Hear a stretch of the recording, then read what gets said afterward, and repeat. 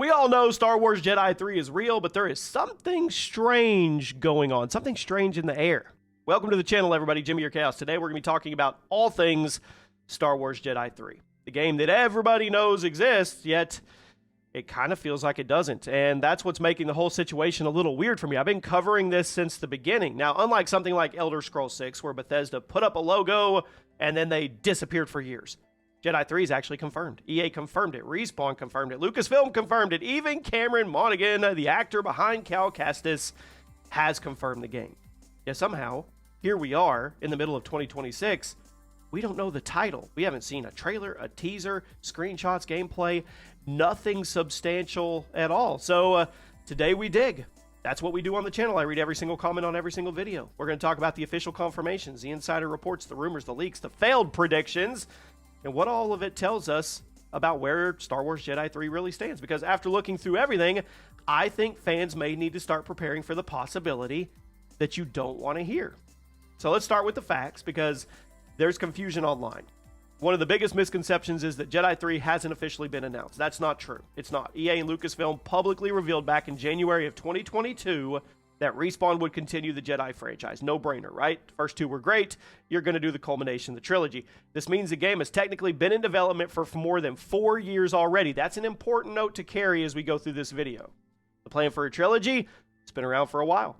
Back when Jedi Survivor launched, director Stig Asmussen openly discussed how the team viewed it as a 3-part story. Wasn't something they hoped would happen someday. It was the roadmap from the very beginning, which a lot of your games launch with a roadmap for a trilogy because that means they were successful to a degree, right? Later, Cameron himself confirmed publicly that work had already begun on the third game. So there wasn't any guessing involved there. It wasn't speculation. He flat out said he was working on Jedi 3. Then things got interesting. Not long after Survivor launched, Stig departed Respawn. So whenever a creative director leaves during a franchise's biggest years, I mean, people start wondering if something happened behind the scenes. EA quickly reassured everybody that development would continue under other experienced members of the team, but that's a huge blow. That's a huge change. Whether it affected timelines or not, I don't know, but it's hard to ignore. And then the biggest official update came in 2024. EA executive Laura Miele, hope I said that right, I probably didn't, Miele, referred to the next game as the final chapter of Cal's story. So that statement confirmed two things for me. First, the game was actively moving forward, which is good. And secondly, Respawn intends for this to be the conclusion of the trilogy, and Cal Kestis' journey is heading towards some kind of ending, which I think is good too. Wrap it up with a bow. Don't continue to try to suck the money tree.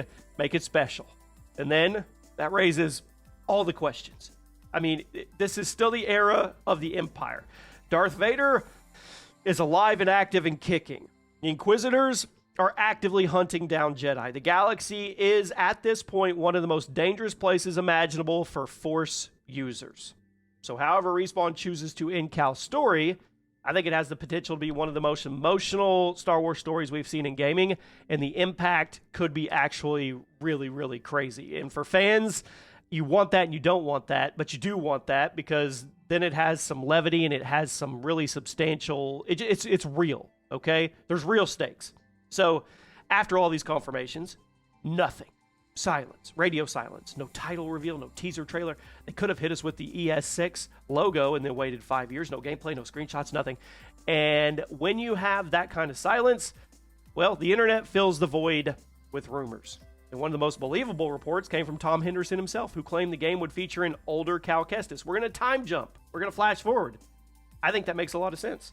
Respawn already used a time jump between Fallen Order and Survivor, and they showed an older, more experienced Cal that felt like a natural progression for the character. Now, that's not confirmed, but it fits the direction the story appears to be heading, and if I had to put money on it, I'd put money with Tom.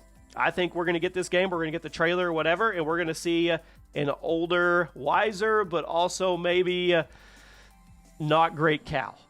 Then Jeff Grubb also reported that development on Jedi 3 began very quickly after Survivor. Again, that lines up with what we heard from EA over the years. They clearly were not going to wait around to decide whether another game would happen. They greenlit it, and the groundwork was being laid while Survivor was fresh. Now, there's other rumors, and those haven't been accurate. Earlier this year, there was a lot of hype surrounding a supposed May 4th reveal. It happens every single year, right? Star Wars Day seemed like the perfect opportunity. It always is. Videos were made. Social media exploded.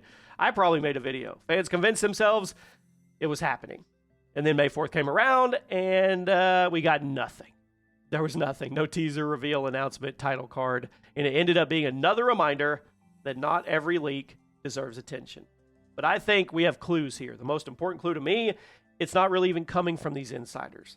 It's coming from the Respawn job listings, which we have to pay attention to. Job postings do reveal things about companies that they're not necessarily trying to announce publicly. Respawn is hiring for multiple positions connected to the Jedi franchise. You got narrative designers, you've got engineers, technical artists, UI specialists, and you've got audio developers.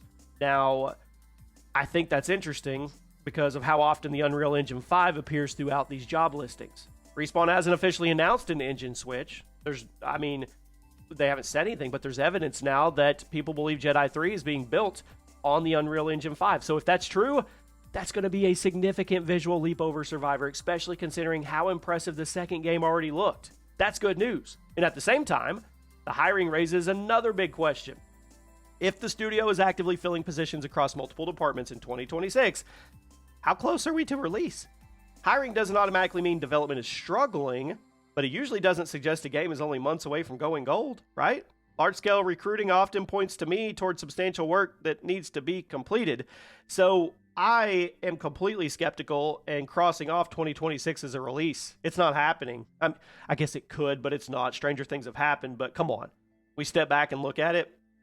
We haven't seen anything, nothing. And if a game this big, they're going at least a 6 to 12 month marketing campaign. Most games go 12 to 18 months. And we haven't seen one thing. There is no way that this game is dropping this year. 2027 feels a little safer. If they were to tease it by the end of this year, I would feel more confident that we get it in 2027. Gives Respawn more time to polish the finale of the story, especially if Unreal Engine 5 is involved. And honestly, if there were any significant adjustments following Stig's departure, an additional year wouldn't be shocking. Then, if I don't rule out 2028. I really don't. Spring of 2028. I think that's where I may fall. Either fall of 2027 or spring of 2028. There's also something that we overlooked. EA has called this the final chapter of Cal Kestis' story, right, within the trilogy. Lucasfilm has hinted there may be future stories involving characters. There's a distinction there. The end of a Jedi trilogy does not mean that could actually be the end of Cal himself. I mean, we've debated in the videos in the past, is he going to die? Is he going to make the ultimate sacrifice? Will he end up pulling an Anakin? Or what's going to happen? We don't know. I mean, at this point, he's become one of the most popular original Star Wars characters introduced in the Disney era. So whether it's games, animation, books, live action, or something else, I don't think they're going to shelve this character after Jedi 3, unless he dies. And then even then, they could do stuff before. I don't know. The good news is Jedi 3 is real. It's happening. It's being made. It remains one of EA's most important Star Wars projects. Everything is pointing toward it being the conclusion of Cal Kestis' trilogy. And those reports say we're going to see an older, flash-forward version of the character, which I'm all about. I mean, the Unreal Engine 5 rumors, they're gaining traction. We don't have a release date, but I think we should see something soon. I really do. And I really, really kind of want to, we talked about in the last video, Act 1, Act 2, Act 3 of the game. Act 1 sets where we are in the future. Act 2, he goes down a dark, dark path, and then Act 3 has to make a decision.